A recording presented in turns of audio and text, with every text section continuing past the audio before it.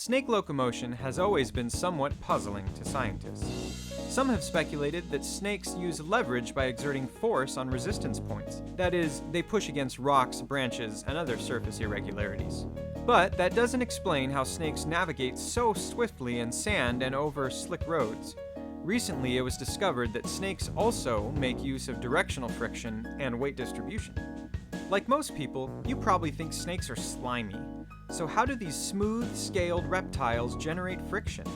Well, contrary to popular belief, snakes aren't slimy. In fact, they may even feel a bit rough.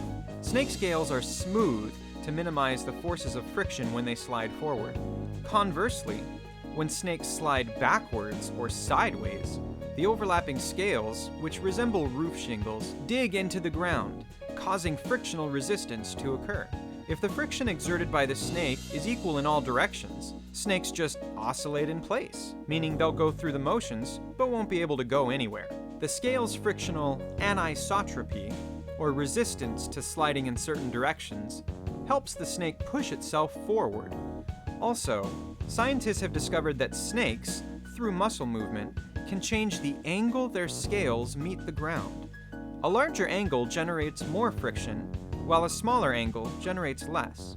Weight distribution is also important in snake locomotion. If you closely examine a moving snake, you'll see that their body doesn't always remain in contact with the ground. Instead, snakes lift parts of their body off the surface to direct their weight on specific points. This is comparable to how humans shift their weight from heel to toe in order to run faster. It still isn't completely understood how snakes move. But it's important to keep learning about this because there are so many potential applications.